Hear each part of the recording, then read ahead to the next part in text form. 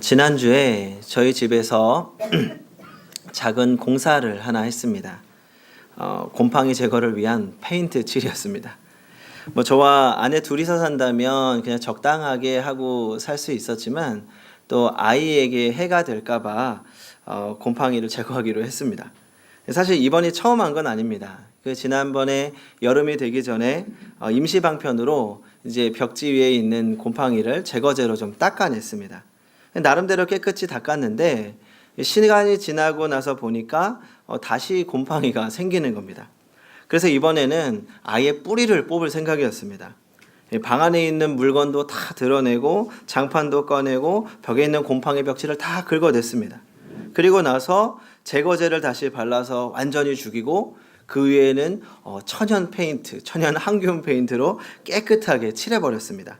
그렇게 하고 나니까 이제 좀 안심이 됐습니다. 제가 이번에 곰팡이 제거를 하고 페인트 칠을 2번 하면서 느낀 것이 있습니다. 먼저 문제는 임시방편으로 해결해서는 안 된다는 겁니다. 문제를 해결할 수 있는 정확한 방법을 알아야 하고 문제의 근원을 파악해서 문제의 근원부터 처리해야 됩니다. 그 문제의 근원이 되는 부분을 해결하지 않으면 언제든지 다시 문제가 재발할 수 있기 때문입니다. 오늘 에베소서는 크게 2부분으로 나눌 수 있습니다. 1장부터 3장까지는 교리적인 부분을 다루었다면 4장부터 6장까지는 실생활에 대해서 다루고 있습니다. 지난 1장부터 3장까지의 말씀은 신앙생활의 근본적인 문제와 해결 방법에 대해서 배운 시간이라고 할 수 있습니다. 하나님은 어떤 분이신지 우리가 어떤 존재인지 깨달았습니다. 그리고 하나님께서 우리를 위하여 무엇을 하셨는지를 함께 나누었습니다. 한마디로 요약하자면 관계 회복이라고 할 수 있습니다. 우리 삶의 문제를 해결하기 위한 가장 근본적인 방법은 하나님과의 관계 회복입니다. 그리고 오늘부터의 말씀은 이제 건강한 신앙생활을 하기 위해서 우리가 구체적으로 무엇을 해나가야 할지, 그리고 그것을 실천에 옮기는 시간이라고 할 수 있습니다. 자, 그래서 4장 1절은 이렇게 시작합니다. 우리 같이 한번 읽어보겠습니다. 시작. 그러므로 주 안에서 갇힌 내가 너희를 권하노니 너희가 부르심을 받은 일에 합당하게 행하여. 부르심을 받은 일에 합당하게 행하여. 즉 복음대로 살아야 한다는 것입니다. 그러면서 바울은 3절에서 어떻게 사는 것이 부르심에 합당하게 사는 것인지를 설명합니다. 우리 3절을 같이 읽어보겠습니다. 시작. 평안에 매는 줄로 성령이 하나 되게 하신 것을 힘써 지키라. 아멘. 여기서 성령이 하나 되게 하신 것이 무엇입니까? 성령이 하나 되게 하신 것. 그것은 바로 교회입니다. 바울은 지금 우리가 신앙생활을 하는 데 있어서 실천해야 될 가장 첫 번째, 우리가 신앙생활을 하는 데 있어서 가장 중요한 부분이 교회를 지키는 것이다 라고 말하면서 말씀을 열어갑니다. 사도 바울은 신앙 공동체의 중요성을 잘 알고 있었습니다. 왜냐하면 어떤 사람이라도 혼자서 신앙생활을 할 수는 없기 때문입니다. 최근에 가나안 성도들이 많아지고 있습니다. 안나가를 거꾸로 해서 가나안 성도입니다. 교회가 싫어서 혼자서 신앙생활하겠다는 겁니다. 이런 분들은 한 교회에 정착하지 않고 여러 교회를 떠돌아다니거나 아니면 아예 교회를 나가지 않고 집에서 TV를 보거나 컴퓨터를 통해서 미디어를 통해서 설교를 접하게 됩니다. 교회의 부정적인 모습을 보면서 상처를 받거나 아니면 교회 안에서 관계적인 문제들 때문에 상처받아서 교회를 떠나야만 하는 그런 그들의 상처받은 마음이 어느 정도 이해가 되기도 합니다. 하지만 이것은 절대 성경적인 것이 아닙니다. 왜냐하면 신앙은 인격적인 관계를 통해서 자라기 때문입니다. 서로 간에 함께 말씀을 고민하고 함께 위로하고 칭찬하고 격려하면서 책망하면서 함께 답을 구해 나가는 것이 신앙의 바른 과정입니다. 그래서 교회 공동체가 중요합니다. 그리스도인은 교회의 병든 모습을 보았을 때 교회를 떠나는 것이 아니라 교회를 회복시켜 나가야 할 책임이 있습니다. 그리고 바울은 오늘의 본문을 통해서 우리가 교회를 어떻게 지켜나가야 하는지, 교회를 어떻게 하나로 유지해 나가야 되는지 말씀하고 있습니다. 우리 2절을 같이 읽어보겠습니다. 시작. 모든 겸손과 온유로 하고 오래 참음으로 사랑 가운데서 서로 용납하고. 아멘. 여기서 가장 핵심적인 단어는 서로 용납하라는 말입니다. 이 말은 헬라어로 아네코메노이라고 하는데 다른 사람을 있는 그대로 받아들이고 이해하는 관대함을 말하고 있는 겁니다. 이 교회는 나와 다른 생각과 다른 삶의 방식을 가진 사람들이 많이 모여 있습니다. 그래서 문제가 있는 것이 어떻게 보면 당연합니다. 지난 한 달 전쯤인가요? 제가 말씀을 나눌 때도 아름다운 교회를 만들기 위해서 가장 중요한 것, 그것은 바로 서로를 있는 그대로 바라보기라고 말씀드렸습니다. 여기에 모인 우리 모두가 다르다는 것입니다. 그래서 서로의 다름을 인정하고 주님이 나를 있는 그대로 바라보셨듯이 서로를 그대로 바라보아야 한다는 겁니다. 이것이 서로 용납하는 것입니다. 그런데 그날 제가 성경 공부를 참여하고 또 다른 이야기를 들어보면서 가장 많이 나왔던 이야기가 바로 이것입니다. 아는데 어렵다는 겁니다. 사랑하는 가족도 있는 그대로 바라보는 것이 어려운데 하물며 교회 구성원을 있는 그대로 바라보고 서로 용납한다는 것이 쉬운 일입니까? 그래서 바울도 우리가 서로를 용납할 수 있는 구체적인 방법, 우리가 어떤 마음을 가져야 하는지 2절에서 이야기하고 있습니다. 첫 번째로 겸손해야 한다고 말씀하고 있습니다. 사실 이 겸손이라는 단어는 그 당시 헬라 사람들에게 익숙한 말이 아닙니다. 그때는 겸손이 미덕이 아니었습니다. 이 겸손은 고대 사회에 굉장히 멸시되고 누군가 겸손하다라는 말을 하면 그게 칭찬이 아니었습니다. 오히려 그 대신에 이 겸손이라는 말은 비굴하고 굴욕적인 태도라는 의미로 사용이 된 겁니다. 그러다가 예수님으로 인해서 참된 겸손의 의미가 알게 된 것입니다. 예수님께서는 하나님과 동등하신 분이었지만 자신을 스스로 낮추셔서 인간이 되셨습니다. 그리고 죄인을 구원하시기 위해서 대신 십자가에 못 박혀 죽으심으로 겸손의 극치를 보여주셨습니다. 이 겸손이라는 것은 그저 그냥 낮아지는 것을 의미하는 것이 아니라 자기의 희생적인 의미를 담기고 있는 것입니다. 겸손은 그저 내가 못하다고 여기는 것이 아니라 내가 가지고 있는 잘난 부분을 희생하고 상대방보다 아래로 내려가고 다른 사람을 위해서 행하는 것이 겸손입니다. 한마디로 예수님은 이 희생의 겸손으로 교회를 세우신 것입니다. 그리고 오늘 우리도 이 겸손으로 교회를 세워야 합니다. 얼마 전에 그 대학원에서 함께 공부하던 친구에게 연락이 갑자기 왔습니다. 이 친구의 아버지가 담임 목사님이신데 후임자를 찾고 있다는 겁니다. 그 아버지가 이제 건강이 안 좋으셔서 이제 한 5년 정도, 이제 지금부터 한 5년 정도 같이 목회를 돕고 나중에 목사님이 은퇴하시면서 자연스럽게 교회를 이어갈 수 있기를 바라는 거였습니다. 그래서면서 혹시 저에게 이제 추천해 줄 만한 사람이 있는지 물어본 겁니다. 저도 이제 그러면 어떤 사람이면 좋겠냐, 어떤 사람을 추천해 줘야 되냐, 그렇게 물어봤더니 이렇게 말하는 겁니다. 먼저 교회를 사랑하고 교회를 위해서 일할 수 있는 사람, 실력이 부족할지 모르지만 겸손하게 문제를 일으키지 않고 성실하게 하나님을 위해서 일할 수 있는 사람이라고 말하는 겁니다. 다른 조건은 말하지 않았습니다. 그럼 어쩌면 너무나도 당연한 이야기인데 저는 그 말에 감동받았습니다. 왜냐하면 그동안 한국교회에서 담임 목사로 모시고 싶은 분의 1순위는 실력이었습니다. 설교를 잘해야 되고 박사학위도 있어야 되고 가능하면 유학까지 갔다 왔다면 금상첨화입니다. 그리고 대형교회에서 훈련을 받은 사람들이 우선입니다. 그래서 어떻게 보면 많은 신학생들이 스펙을 쌓기 위해서 노력하고 있기도 합니다. 왜냐하면 이렇게 잘난 사람이 교회를 지키고 교회를 부흥시킬 수 있다고 그동안 생각해 왔던 겁니다. 그런데 이제 와서 그 추세가 좀 바뀌어 가고 있습니다. 그동안 교회가 경험한 것은 잘난 사람이 교회를 지키는 것이 아니라는 것을 깨달았기 때문입니다. 실력보다 중요한 것은 겸손한 마음으로 하나님과 교회를 사랑하는 마음이라는 것을 깨달은 것입니다. 왜냐하면 하나님은 겸손한 자를 사랑하시고 겸손한 자를 통해서 일하시기 때문입니다. 마찬가지입니다.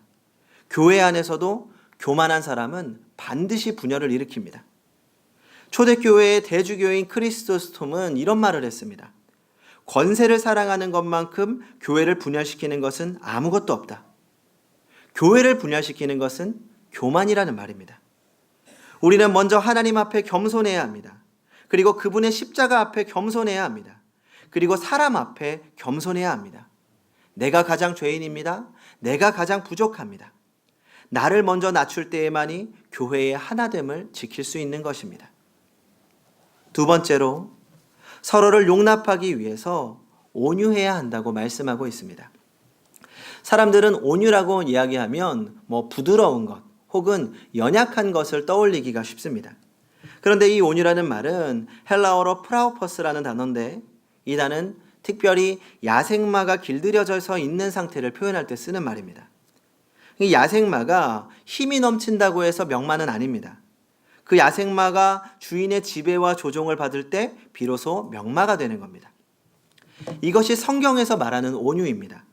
성경적인 온유는 우리의 성품을 하나님의 통제 아래 두는 것입니다. 내 마음대로 내 힘을 사용하지 않고 하나님의 통제 아래 두는 것. 이것이 온유입니다. 제가 한 목사님의 간증을 들었습니다.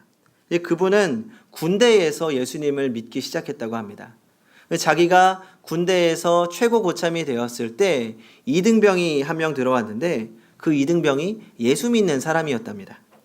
그런데 그 이등병이 이제 그 부대에 도착하자마자 잠자리에 들기 전에 꼭 기도를 하더랍니다. 그런데 그냥 기도를 하는 게 아니고 우리 열심히 하는 기도 있지 않습니까? 흔들면서 계속 기도를 하는 겁니다. 근데 이제 자신이 보기에 그 모습이 너무 꼴사나웠던 겁니다. 자기는 예수님을 믿지 않았지만 저렇게 유별나게 예수님을 믿을 필요가 있나? 그러다가 괜히 미루어지고 그러다 보니까 기합도 더 많이 주고 일도 많이 시키고 구박도 하고 괴롭혔습니다. 자기가 그렇게 하면 좀 포기할까 했는데 밤이 되면 어김없이 몸을 흔들면서 열심히 기도를 하는 겁니다. 한 번은 밤에 술에 취해서 돌아와 보니까 또 흔들면서 기도하고 있길래 화가 나서 자신이 신고 있던 진흙 묻은 군화를 벗어서 그 기도하는 후임에게 던져버린 겁니다. 그리고 잊어버리고 술에 취해서 잠이 들었습니다. 이제 술 마시면 새벽녘에 이제 목이 마르지 않습니까? 그래서 잠깐 일어나서 물을 마시려고 깨서 보니까 옆에서 부시럭거리는 소리가 들리더랍니다. 가만히 조용히 살펴봤더니 이 저쪽에서 그 이등병이 자기의 진흙 묻은 군화를 깨끗이 닦고 있더랍니다. 그리고 나서 어떻게 하나 가만히 지켜보니까 그 군화를 깨끗이 닦고 나서 자기의 침대 앞에 가지런히 가져다 놓더랍니다. 그 조용히 광경을 바라보면서 저 사람의 기도는 가짜가 아니라 진짜구나. 그것을 깨닫게 되었다는 겁니다. 그리고 나서 그 이등병에게 사과하고 교회를 따라 나섰다가 어느새 목사까지 되어버렸다는 겁니다. 제가 그 이야기를 듣고 도대체 어떻게 자기를 때린 사람의 구두를 닦을 수 있었을까 생각해 보았습니다. 우리 상식적으로는 이해가 안 되는 일입니다. 사실 구박을 받고 매를 받는 순간에 상대방을 이해하고 사랑할 수 있는 사람이 많지 않습니다. 하지만 저는 그분이 기도하는 분이었기 때문에 가능했다고 생각합니다. 그것은 한순간에 이루어지는 일이 아닙니다. 그분도 처음부터 그런 사람은 아니었을 겁니다. 하지만 깊은 기도와 철저한 자기 인내 그리고 하나님께 모든 것을 맡기는 신뢰가 더해져서 가능한 것입니다. 전 온유한 사람이라는 말을 다른 말로 한다면 하나님께 훈련받은 사람이라고 생각합니다. 처음부터 온유한 사람은 없습니다. 우리는 모두 야생마와 같은 거친 본성을 가지고 있지만 하나님의 연단을 통해서 자신을 절제하고 성품을 다듬어가고 온유한 사람으로 바뀌어가는 것입니다. 그래서 우리는 더 깊은 기도로 나아가야 하는 것입니다. 이렇게 교회의 하나됨을 지키기 위해서는 우리의 성품을 갈고 닦아야 합니다. 겸손함으로 자신을 낮추고 온유함으로 자신을 절제해야 합니다. 그래야 전혀 다른 서로를 조금이나마 용납할 수 있는 것입니다. 이것만으로도 우리에게 벅찬 일입니다. 하지만 오늘 우리가 이 시대에서 교회를 지켜나가기 위해서는 더욱 적극적인 자세를 가져야 합니다. 우리 4절을 같이 읽어보겠습니다. 시작. 몸이 하나요 성령도 한 분이시니 이와 같이 너희가 부르심의 한 소망 안에서 부르심을 받았느니라. 아멘. 제가 새번역 성경으로 한 번 더 읽어보겠습니다.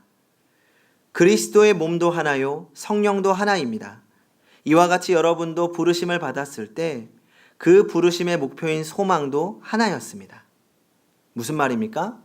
공동체로서 하나 되는 소망, 하나의 의식이 필요하다는 것입니다. 성도 여러분, 교회는 비전 공동체입니다. 한 소망, 같은 꿈을 꾸는 사람들의 모임입니다. 하나님의 꿈을 꾸는 공동체입니다. 그렇다면 교회를 향한 하나님의 꿈은 무엇입니까? 다 같이 6절을 읽어보겠습니다. 시작. 하나님도 한 분이시니 곧 만유의 아버지시라. 만유 위에 계시고 만유를 통일하시고 만유 가운데 계시도다. 아멘.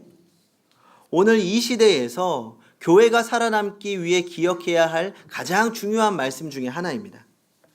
성도 여러분, 우리 하나님은 만유의 하나님이십니다. 만유를 통일하시고 만유 가운데 계시는 하나님이십니다. 이 말씀은 하나님은 이 작은 교회에 갇혀 있는 분이 아니시라는 겁니다. 우리가 지켜야 할 교회는 이 작은 건물이 아니라 온 세상이 우리의 교회가 되어야 한다는 겁니다. 이 땅에 하나님의 나라가 이루어지고 그 가운데 하나님의 통치가 이루어져 가는 것, 이것이 하나님의 꿈입니다. 한때 선교라고 하면 우리는 해외 선교만을 생각했습니다. 그런데 신학자들 사이에서 미시오데이, 하나님의 선교라고 해서 삶의 모든 부분이 선교라는 주장을 하기 시작했습니다. 예를 들어서 유치원도 선교지이고 직장도 선교지이고 장사도 선교라는 말입니다. 즉 우리 삶의 모든 영역이 하나님의 다스림 안에 있다는 겁니다. 여기서 교회의 역할이 중요합니다. 교회는 하나님 나라를 대표하는 대사관이라고 할 수 있습니다. 우리가 대사관에 가보면 다른 나라에 있더라도 대사관을 가면 본국과 모든 것이 연결되는 것처럼 우리가 이 땅에서 살고 있지만 교회는 하나님의 나라의 모든 귀중한 것과 연결되는 곳입니다. 이처럼 교회가 세상과 하나님의 나라를 연결하는 통로의 역할을 감당해야 된다는 것입니다. 제가 지난주에 갑작스러운 광고를 하나 냈습니다. 응암이동 마을계획단 모집 안내. 갑자기 목사님이 무슨 이야기를 하시나 깜짝 놀라신 분들도 계실 것 같습니다. 제가 늘 고민하고 성도님들과 함께 나누는 것 중에 하나가 어떻게 하면 우리 교회가, 어떻게 하면 우리 그리스도인들이 속한 세상에서, 이 지역에서 선한 영향력을 나타낼 것인가입니다. 근데 작년인가요?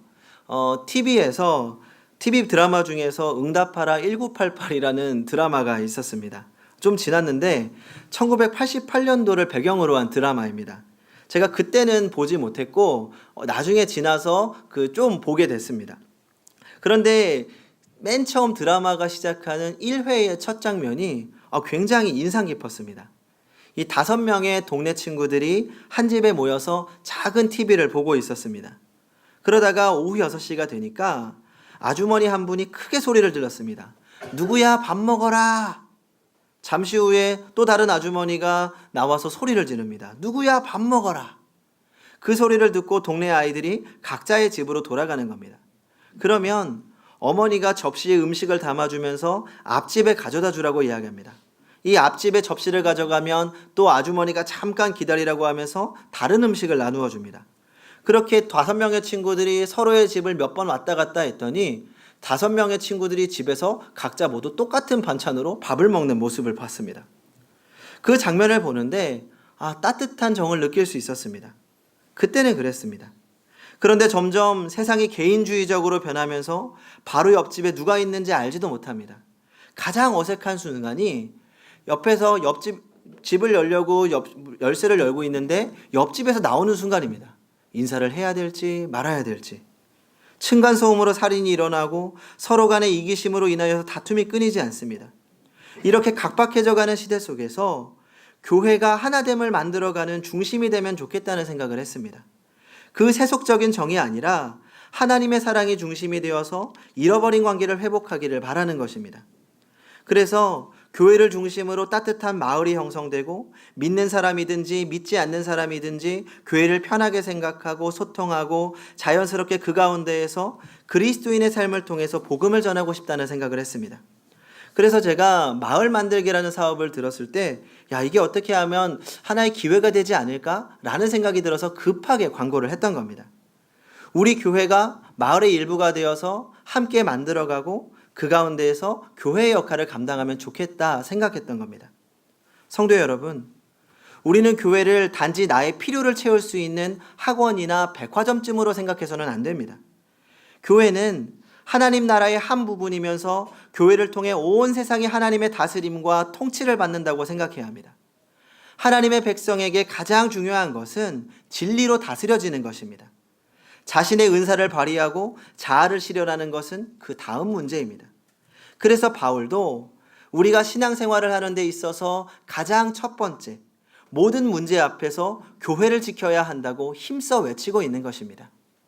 우리 오늘의 본문을 다시 말씀을 생각하면서 한번 다 같이 읽어보겠습니다.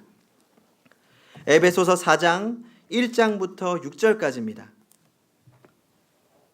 우리 한 목소리로 말씀을 같이 읽어보도록 하겠습니다. 시작. 그러므로 주 안에서 갇힌 내가 너희를 권하노니 너희가 부르심을 받은 일에 합당하게 행하여 모든 겸손과 온유로 하고 오래 참음으로 사랑 가운데서 서로 용납하고 평안에 매는 줄로 성령이 하나 되게 하신 것을 힘써 지키라. 몸이 하나요 성령도 한 분이시니 이와 같이 너희가 부르심의 한 소망 안에서 부르심을 받았느니라. 주도 한 분이시요 믿음도 하나요 세례도 하나요 하나님도 한 분이시니 곧 만유의 아버지시라. 만유 위에 계시고 만유를 통일하시고 만유 가운데 계시도다. 아멘. 성도 여러분, 이것이 이 땅의 교회를 향한 하나님의 꿈입니다. 그래서 우리는 이 땅에서 교회를 지키고 교회를 바로 세워야 합니다. 우선 내가 진리 위에 서 있고 또 하나님의 모든 교회가 그 영광과 권위를 찾을 수 있도록 함께 힘써야 할 것입니다. 그리고 세워진 교회를 통하여서 이 땅에 하나님의 나라를 세워가는 성도님들이 되시기 바랍니다. 기도하겠습니다.